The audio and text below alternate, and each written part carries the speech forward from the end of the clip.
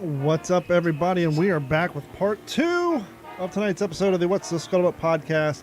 Thank you once again to Charlie Dillon for coming on and sharing with us some of his experiences and promoting the Guadalcanal event and discussing with me the Marine Raiders. How are you doing tonight, Henry? I'm doing well. You made a good point talking to Charlie. You read a book. I know with me, I'll read a book and get really into the subject, and then I'll start combing through the bibliography. Yeah. And then I don't know if you could see it earlier, but I just finished my book on Battle of Britain. Does this show up okay? I'm going to read this first edition, Strong Men Armed. That's the first edition. That's a very cool cover. I'm a little surprised. That's hold tight. Talk to the audience. Talk to them about that book because I want to show you something very cool. Go ahead. Yeah, sure. So this was on my dad's bookshelf while I was growing up. I think he read it and used it in the bibliography for With the Old Breed. But this is I don't know how well that shows up, but this is what he wrote in the cover. It just says Eugene B. Sledge, served with K Company, 3rd Battalion, 5th Marine Regiment, 1st Marine Division, Peleliu, Okinawa, North China. And he wrote this December 19. Wrote in this Montevallo, Alabama, December 1964. So I can remember walking to my dad's study as a kid and seeing that binding like that on the bookshelf, and it just always kind of captured my fascination. But I've read it probably 20 years ago, so I'm looking forward to diving into it again. I picked up this one. This is apparently the 1997 version, which interestingly enough is the year I graduated high school. But I have a friend, a customer, and I recently introduced him to the podcast. I sent him the link to the first time you're on because he's a huge fan of your father. He read the book. He actually had me set up screenshots of the Pacific as his rotating wallpaper on his computer about 5 years ago. Oh, wow. Anyhow, whenever he reads a book, he ends up giving me his books. Because he's only a one-time reader. He only reads through one time, and then he gets, he moves on. And so he's like, hey, I just finished Strong Men Armed. Do you want my copy? And I said, sure. And I'm looking at the copyright date on this one. And interestingly enough, this one is 1997. So I actually have 2 different covers. And so the one you have is 3. I wonder how many different variants of this book there are out there. That is a good question because then, didn't Challenge for the Pacific deal specifically? I thought I had that on my shelf, but I don't. But I know Leckie wrote Challenge for the Pacific. Now, was that specifically about Guadalcanal or? I haven't read that one. And the interesting thing about Robert Leckie and his writing styles, you've read Helmet for My Pillow. Right. And you're going to go back and reread A Strong Man Armed. Now, I'm not sure how long ago you read Helmet for My Pillow and how much of it you have in your brain. But what's interesting is when you read through Strong Man Armed after reading Helmet for My Pillow, you'll realize there's a lot of that he took from Helmet for My Pillow, but he writes it in the third person. He doesn't refer to himself at all. He doesn't say, Robert Leckie said this. He said, a Marine had this experience. A Marine said this, and there were things that happened to him. And so he did a very good job because, one, he was a sports writer and a newspaper writer, but one thing you can say about Robert Leckie, he was not a narcissist because he wrote about his experiences in other books and he didn't mention his name one time. So I really enjoyed that about Strong Men Armed. And so I'm waiting for this other book to come in. Now, it's interesting what Charlie was saying about your father and how he's kind of become, he's kind of the voice, if you will, the go-to guide for people wanting to know about Peleliu through Okinawa. And as things happen when you watch TV not TV, when you're on YouTube and the internet, they kind of know what you're into, and so they'll make suggestions. And I'm sure you're familiar with Lee Marvin, right? Oh, yeah, absolutely. I knew that Lee Marvin was in a lot of World War II movies. I knew that he served in World War II, but I did not know the capacity in which he served. So I'm laying back in my bed last night, and I turned on YouTube, and there said a thumbnail came up, said Lee Marvin, combat vet, speaks on combat experience. And I pulled 3 clips. One, it's going to be Lee Marvin you're going to be blown away by the 3 campaigns that he was personally involved with.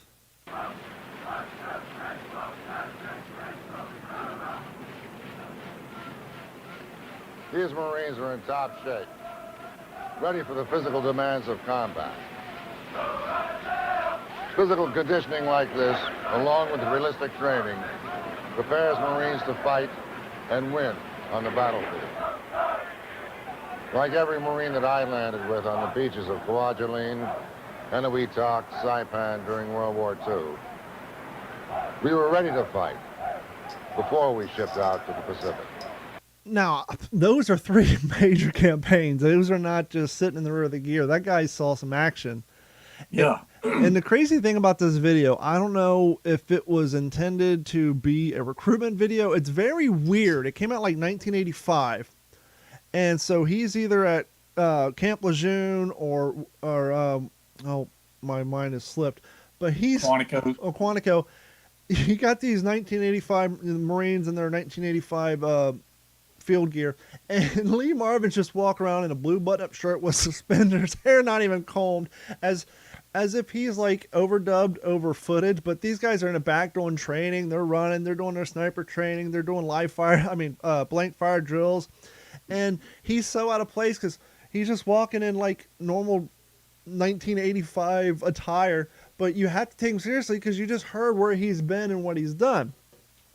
And so this YouTube video is about 15, 20 minutes, and they make references to the Korean War, Vietnam War, all the way up to 1985, and he's talking about, battle experiences and training. It was really cool.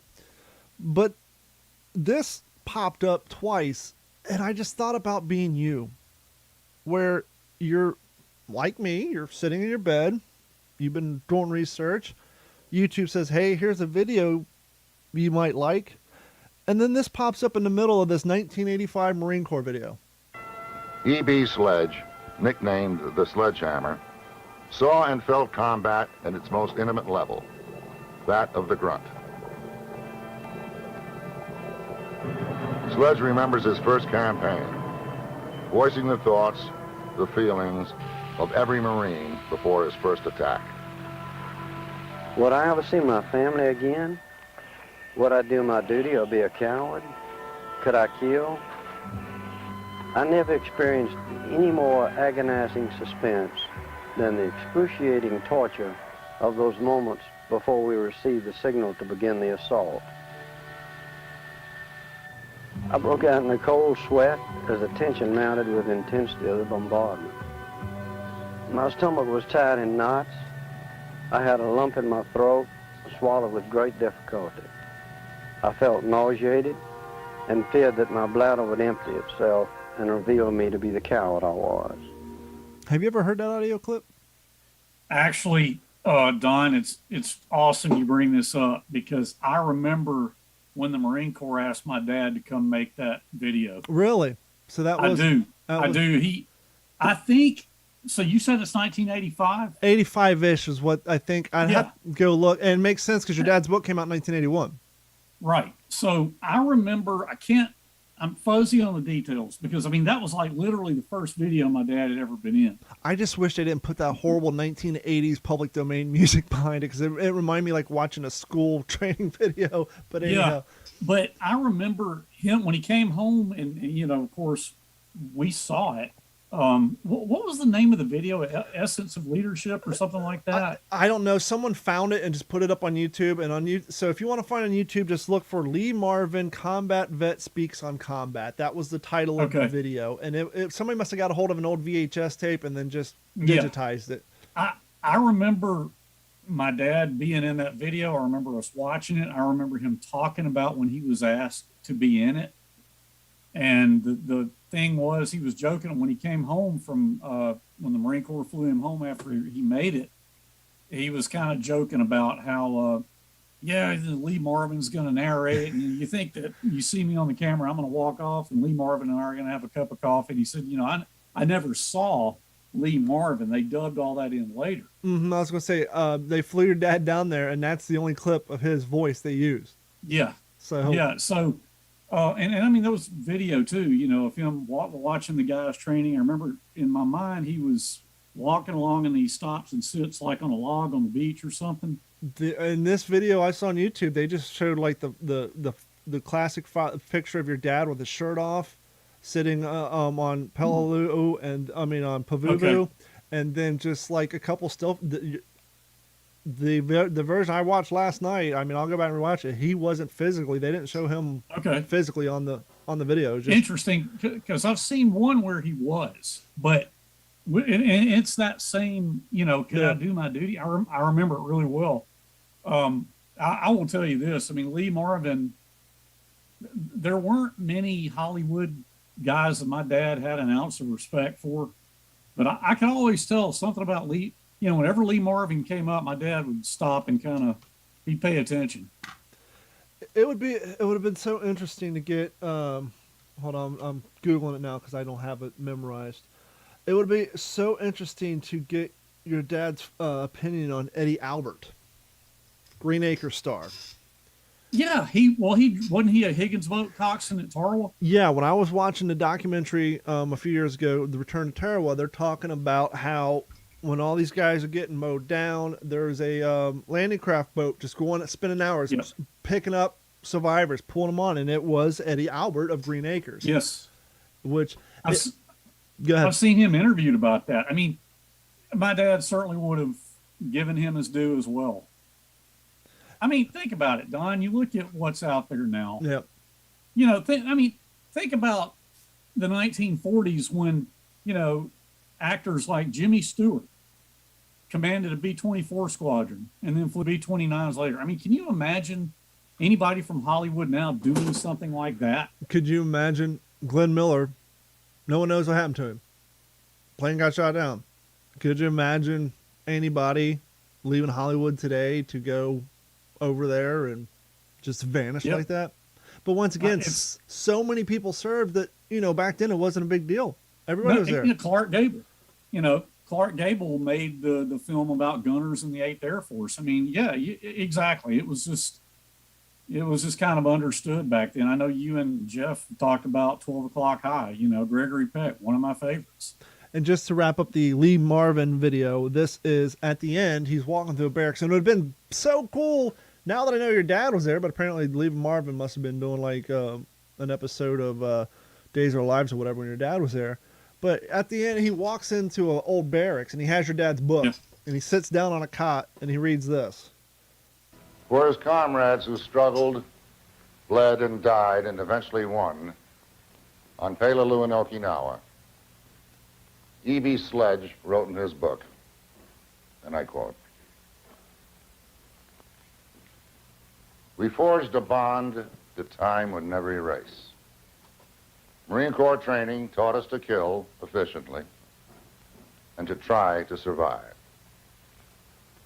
But it also taught us loyalty to each other and love."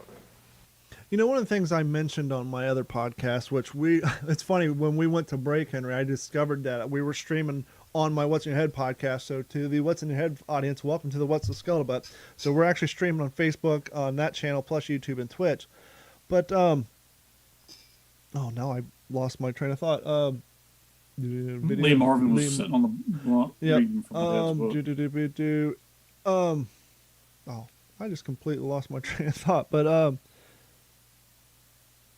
anyhow, we never. Well, go I ahead. do remember that scene of Lee Marvin walking through the barracks, and he sits down with, you know, would have had to have been a first edition with the old breed. He starts reading, you know, we formed a bond, Marine Corps training, you know, because if I recall, the Marine Corps was doing that video. I think it was for incoming officers or new officers, and it might have been. And, you know, it wasn't long before that, I think, there'd been in the Marine Corps Gazette, there had been a series of articles that my dad wrote. And they asked him to after they had read With the Old Breed. Yeah. And I think it focused on Peleliu, defense in depth, you know, something like that. But it's really, this segues, or well, it goes back to Charlie's question, which was a great question. But that was kind of, those were sort of some early occurrences, if you will, that sort of, started to set the light off that okay, people are paying attention with the Old Breed. Somebody seems to think it's a good book. Does part of you think? Does part of you feel like you need to reread those books and get kind of back? I don't know if the word I'm looking for. I guess situated or up to speed, because it's almost like your father had such an impact on the history side of that and the things. And as time goes by, obviously more new shows are going to be produced. Do you almost feel like you kind of taken the spot, not really the spot, but the position to continue to share his legacy and be the voice of the Sledge family? Yeah, great point, great question, because yesterday the We Happy Few 506 show aired, Mm-hmm. and my mom watched it with us. Joe Mucha was doing a pre-show with Matthew Leach before the main event aired, with myself and Bruce McKenna and the guy who played Scott Gibson, who played Captain Haldane. And after all of that, we spent the entire afternoon watching the pre-show and then the main event. And then my mom and I did some talking afterward. And she was really, it made me feel good, because she said, I'm really proud of what you did. You're a good spokesman for the family. And that made me feel proud, Sure. because I have a passion for this history. And, Strong Men Armed. I've read that book. I've read Helmet for My Pillow. I've read Helmet for My Pillow twice. I remember my dad reading it when he was preparing to write his book. It's such a great book. I want to reread Strong Men Armed. And, being part of the We Happy Few 506 thing and then jumping in with you guys, it's making me want to, on a really visceral level, it's making me want to reconnect with all these books. And not only that, but, I've texted you and Jeff both about new books I'm ordering. Mm-hmm. And it's not necessarily on Marines in the Pacific. I just got a couple of books on the New Guinea campaign. I've always been fascinated by that. But to answer your question, yeah, absolutely. I kind of feel it would be a tragic waste to just turn my back on all of this and walk away from it. And that's why I feel blessed to be able to hook up with you guys and be a part of your show and meet a young guy like Charlie. I feel bad I wasn't able to answer his question, because you answered it. I didn't want the show to be all about, let's talk about Eugene Sledge. Sure. I think what he's doing is great. there's a young guy serving his country who's making sacrifices right now, and I wanted to thank him. I hope he's still watching. I think it's great that young guys like that want to perpetuate the history. You just reminded me of where I was segueing off to. And not only that, the guy's active duty. He's going to officer training school, and then he takes his free time. He's up to his ass in Marine Corps. His life is the Marine Corps, and then in what little free time he has, he's organizing an event to put the history of Guadalcanal out there. And what you said reminded me when my train flew off the track a few minutes ago. What I was getting to was the Lee Marvin. We were talking about all the people who served in World War II and how it wasn't a big deal to them because everybody was there. So, to find out that all these actors who went on to do big things, well, of course they served. Almost everybody served. Right. And we talk about the greatest generation. And then it seems to me, and I brought this up on my other show, I honestly think the reason we're having all the problems we're having with our government, regardless of what side of the aisle you're on, is that a majority of these people, they didn't serve. Up until this point, prior to this, all of our politicians, regardless what year, they're either Revolutionary War veterans, Civil War veterans, World War I veterans, World War II veterans, Korean War veterans. Our politicians, they went through strife. A lot of them had served. Their family members had served. They understood what was at stake. And now it seems like a big handful of the politicians, once again, regardless left or right or center, they didn't have those experiences. They didn't have that firsthand view of what's at stake and what's to lose. And so that's why I feel like our politicians are going all over the place, because they didn't have those experiences and they don't know what we're at risk of losing. No, I think that's a valid point, because I think now, seems like a couple of years ago, maybe 3 or 4 years ago, time just flies now. I read something on the internet that said we are now, our government now, like the House of Representatives, the Senate, nobody in there was ever active duty military. John McCain was like one of the last ones. John McCain. No one knew that George Bush Sr. was shot down in the Pacific, and his freaking, he was shot down. In his TBF, yeah. People don't realize that. Once again, John McCain, one of our last few, Vietnam vet, Hanoi Hilton, horrible things. And I want to say, you know, and if Charlie is still listening, you know, I remember many years ago, it wasn't uncommon. I think I said this to you and Jeff before. It wasn't uncommon that young Marines would just come to my parents' house in Montevallo just to stop by and pay their respects and get my dad to sign a copy of their book. I remember that. You know, it happened many times. And I think I was probably off at college, but I remember a young guy, I mean, could have been Charlie, about his age, a young officer. And he came by and he met my dad, and he and my mom and dad had some iced tea and they talked. And my mother told me about this like a couple of days later when I came by the house. And when this young Marine went out, got in his car and left, she said that my dad just like got emotional. And I mean, not really bawling or anything, but just got a little choked up and said, young men like that are the backbone of this country. And, you know, you and I talked briefly about it, but that book that I promoted last week and a few weeks before, Hang Tough, Dick Winters. Yeah.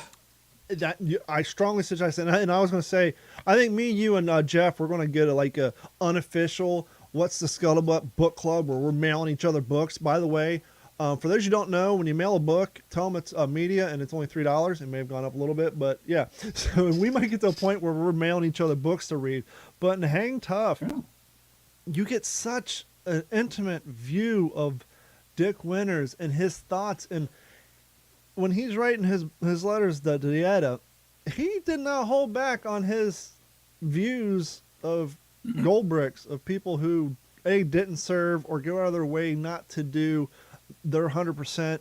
And he basically had big disdain for people who didn't serve to the best of their abilities. And it's very evident in that book, and you can see how he feels about patriotism, military, and doing your best to serve this country at that time. And that book is so darn good. So for you guys, once again, Hang Tough, Marine Raiders, and then obviously Henry and I can both attest to Strong Men Armed. If you're a fan of Robert Leckie and A Helmet for My Pillow, this is literally the history of the PTO campaign from beginning to end. And the book's so darn good, I got 2 copies of them, and I've read. Yeah, I mean, and you know, you're talking about. I gotta admit, now, as you know, Don, I mean, I'm just after an 11-year hiatus. I'm diving back into my passion for World War II, but the Macon raid and that 1942 stuff, you know, unless it's Guadalcanal. I mean, I've done a lot of reading on Guadalcanal. Because that was such a seminal battle, but some of the stuff you guys were talking about, I got to get boned up on that, man. I've read about Macon, but I'm shamefully, you know, I knew the bare bones of what you guys were discussing, but that's an aspect of Marine Corps history I don't know as well as I wish it. I didn't know either until I read this book. And you know, it's interesting. At the beginning, they're talking about how Donovan, who was the precursor to OSS, and Roosevelt and all of them got together and they came up with the idea of, based off of the European commandos, is, hey, we need a group of guys to drop behind enemy lines. And everybody knows about the Raiders. But out of that same meeting came the beginning of the Marauders, Merrill's Marauders, which I want to bring somebody on here. I've got 2 books on Merrill's Marauders. But the difference between them and the Raiders, Merrill's Marauders were made up of American soldiers, Indian soldiers, and Chinese soldiers, and they were dropped behind the lines of Burma. And they pretty much chose what they wanted to wear. They basically were told, okay, you got to carry this much ammo, these weapons. But as far as their uniform go, they could wear P-41s. They could wear, a lot of them actually wore the same jungle shoes that the Raiders wore. They had their own style of sweatshirt that was made in outside of India somewhere. And so they actually had freedom to choose the sweatshirt, the uniforms that they wanted to wear, and the gear they carried, whether it was a Mizet bag or a Marine Corps P-41. And they did a lot of work with pack mules, and they did tremendous amount of work out in Burma and all that. And so I really want to get up to speed on the Maryland Marauder stuff so I can bring people to have attention to that, because that was an amazing group of men as well. But very few people know about the Marauders. And, you know, we said this on this podcast multiple times that, you know, one of the reasons we bring on guests is because it's impossible for a Henry Sledge to know everything about everything. It's impossible for Don Abernathy or Jeff Copsetta. There's so much out there. I mean, that's why they had two different people running the PTO. You had the first division here, you had the fourth division there. There was only 2 times in the existence of the Raiders that, out of all their missions, that the Raiders served in the same campaigns. Tagali was the first, Macon was the second Raiders. I forget, I have to read, there was another island where, Bougainville. When they first went to capture Bougainville, was the first time 2 Raider divisions were together.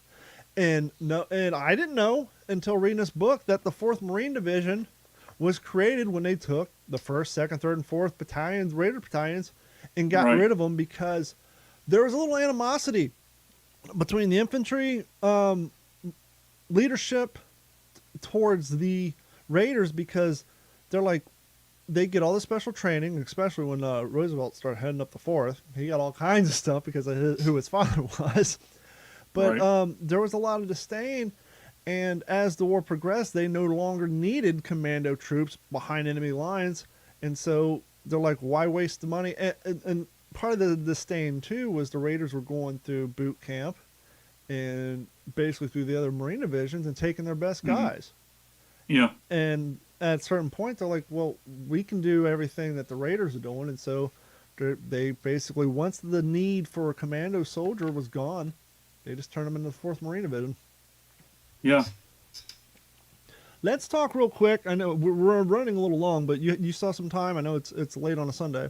A little bit, yeah. Let's just talk briefly about, and we've talked about it, hinted about it enough on here, your trip to Peleliu and how that came to be. 1999 was the 55th anniversary, and my dad got some kind of communique on that.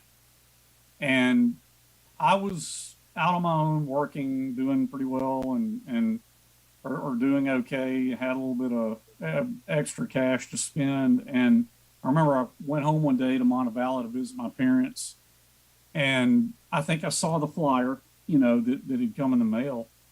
And I think my dad said, yeah, there's a 55th anniversary return to Peleliu trip. I'm certainly not interested, but here it is if you want to check it out.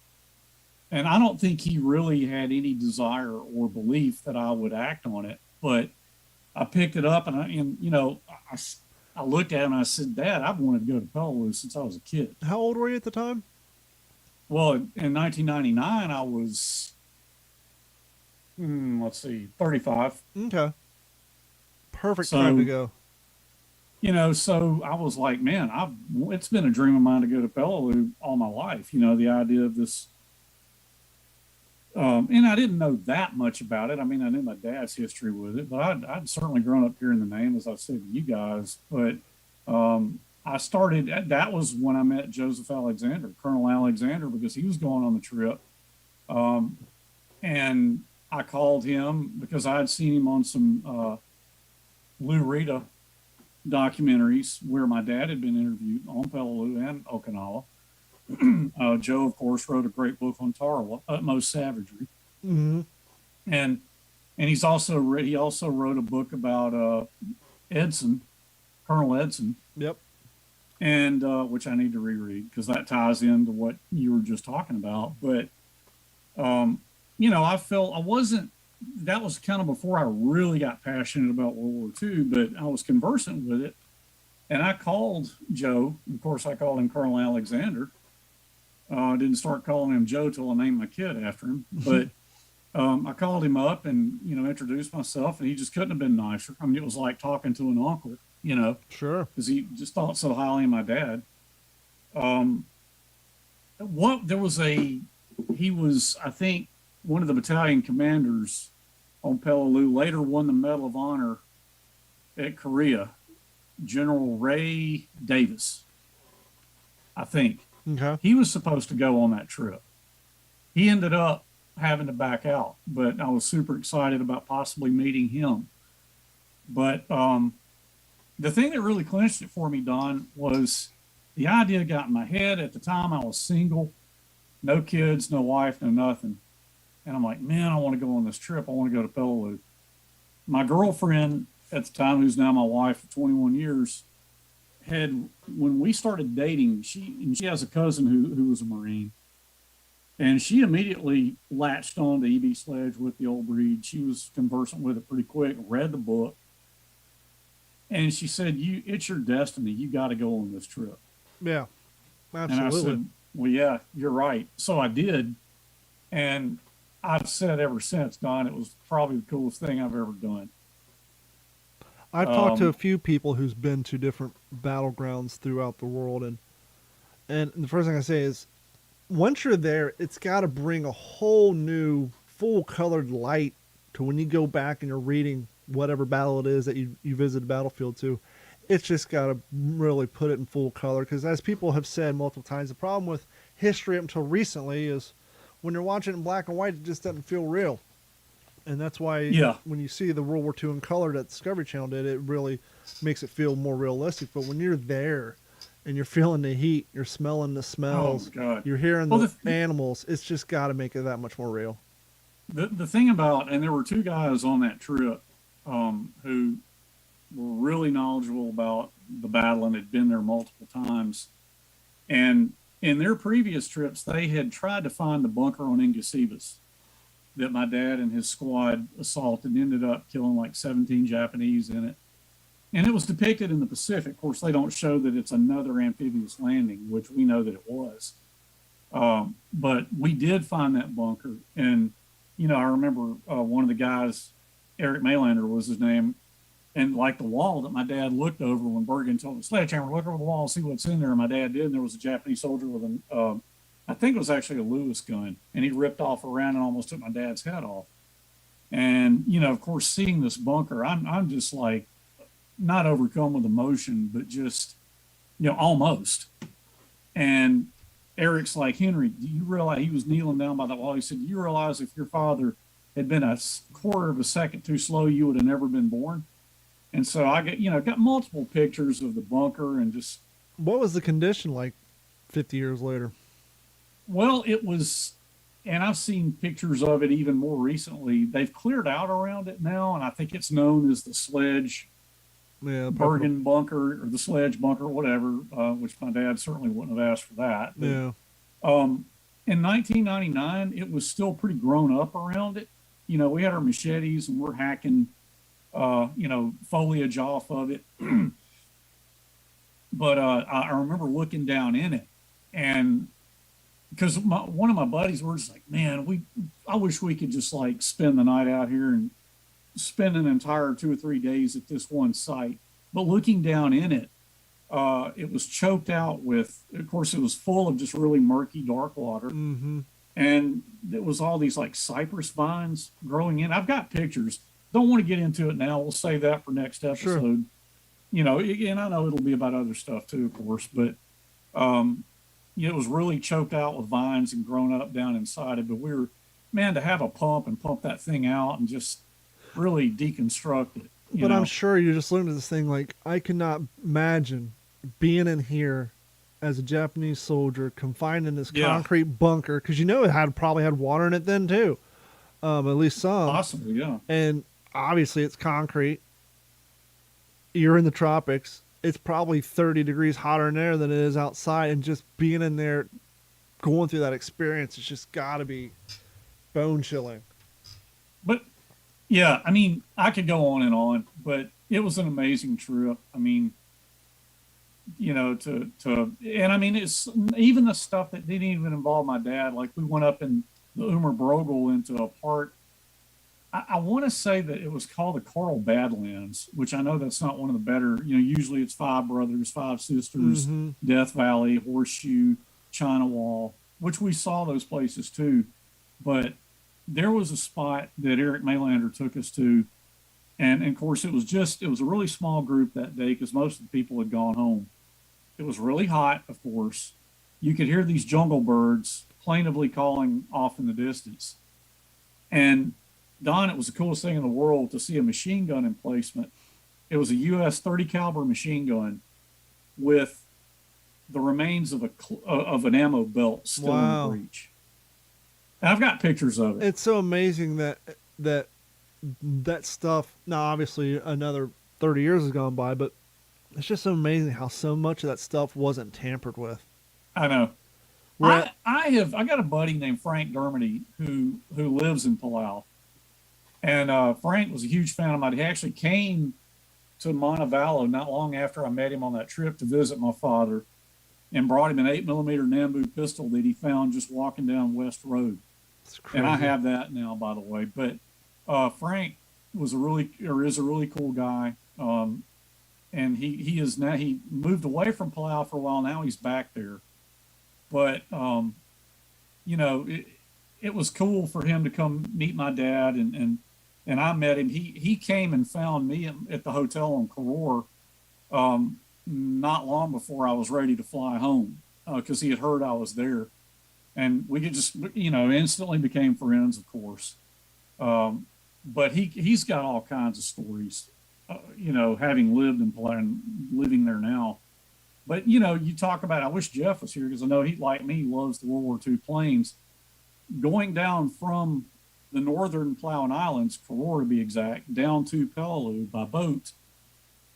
Probably a few miles off Peleliu, there's a Japanese Zero fighter. Wow. And they've got it marked with a buoy.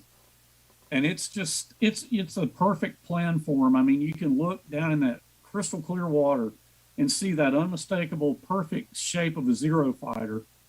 And, I was told I wanted to go back out to it. I was told you could, but we didn't make it. But at low tide, you could actually sit in the cockpit. Wow. And they had it marked with a buoy. And I mean, I love Zero fighters. I mean, just to see that in like 6 feet of water and just, I wanted to get my hands on it so bad. And to see the rusted out, I love amphibian tractors. I love LVTs. And to see those things, that was, and it was, that was one of the cool things when I took the show out to the National Museum Pacific War and participated in their Living History Weekend was coming out of the back of that alligator. That was so damn cool because they have one that's stationary there, but just standing in there in full uniform with the rifle, just waiting to spill out the back gate that was one of my highlights there. It was so damn cool. I thought it was cool in the Pacific, when they're loading up in the LST and you hear, I mean, I'm not a mechanic. I do work around them all day, every day. And of course, LVTs had 7-cylinder radial engines. Mm-hmm. And there's nothing in the world that sounds like a radial engine because, it's the non-syncopated cylinders and there's, Mm-hmm. But when they fire those LVTs up and you hear, that entire cargo bay with those Amtraks and they're all just, when they rev them up, it just, there's nothing in the world that sounds like it. Those doors open up, that light cast in there. That's such a great shot. I saw a lot of LVTs when I was there. And it's, so I was starting to talk about Frank Dermody earlier. I asked him in an email here not long ago, is it still pretty undisturbed? And he said, yeah, it still mostly is. I mean, I think they've done a paved walking trail around the perimeter of Bloody Nose Ridge. But he said, man, I think that's a good thing because he said you can access the sites quicker. So it sounds like Peleliu is still the closest thing you're going to get to a preserved in time battlefield. Yeah, because that's one of the things that hurts my heart when I see battlefields over in Europe and the bunkers are spray painted with graffiti and all this crap. Yeah. It's like, I get it. You're a 13-year-old boy. That's what you guys do. But can't you leave the monuments alone? Go spray paint the pharmacy down the road. Leave the bunkers alone. Well, look what they're doing to monuments in this country, but we don't need to go there. Let's don't go down that road. Well, let me just say this about that. Instead of taking them down, why not just add a plaque saying, hey, this guy was an a-hole. Here's why we think. Because I've said on my other podcast, not all monuments are a celebration of good. They're a reminder of history. And if you don't believe me, head over to Auschwitz. They don't have Auschwitz still standing because they're celebrating the Holocaust. No, they're reminding people of bad things that happened. So if you don't appreciate a monument, you don't tear it down. You maybe tell the story of your reasons for not liking that monument and how that monument is important to prevent the things you didn't like from happening again, because it's a reminder. Just like there's people who are trying to pretend the Holocaust didn't happen. What are we going to do 90 years from now when you got ignorant people walking around saying the Civil War didn't happen because we took down all the monuments? But that's all I'll say about that on this podcast. Sure. But anyhow, Henry, I think we've had a great episode. I hope so. We're going to wrap it up. Thank you guys so much. This episode and all episodes of anything really on the Digital 410 Network is brought to you by our friends at Computers. Computers has been providing IT solutions for all Southwest Florida since 2004 and the rest of the world since about 2008. So even if you don't live in Southwest Florida, if you have computer problems, as long as your internet's working, they can help you, assist you remotely. So give them a call at 239-283-1120. And obviously, if you're in Southwest Florida, you need computer repair, laptop repair, network expansions, anything technical, give them a call at 239-283-1120. And while you're on the internet, head over to WTSPWorldWar2.com. Click on the orange Patreon banner. Sign up for Patreon. It really helps to support not only this show, but all the shows on the Digital 410 Network. You can sign up at $1 a month. You have access to the OG5 podcast, which I got to get Henry on. Henry, you're not aware of the OG5 podcast. We have a podcast that's behind the paywall, they say. It's only for people who subscribe on Patreon. And that's places where sometimes we talk about things that, don't have anything to do with the podcast that we're on. Me and my brother's done one. We just launched a new podcast on the network we haven't really brought up here. I'm not even a part of, which I'm thrilled about. So the Digital 410 Network has now a fourth podcast called the Tackle Your Personal Best podcast with Ron and Michael. They're both fishermen and owner of PB Baits, and they talk all fishing. And so if you guys are into fishing, check out that podcast. You can also find information at D-410, where all the rest of the Digital 410 Network podcasts reside. But Henry, thank you so much, and I'm super stoked to announce that you are now a full-time member of the WTSP staff. And it worked out great because as Jeff and I were talking, when there's times come where someone's not available, the show can still go on. Yeah. And tonight was a perfect example of that. And thanks to Charlie Dillon for coming on, and Henry and I are both super grateful for what you're doing with your life, not only in the World War II realm, but in the reality realm of being in the Marine Corps and going through officer training camp. And he was telling me before we went on that he graduates from that on November 11th, hence me saying, hey, sir, November 11th will be here before you know it.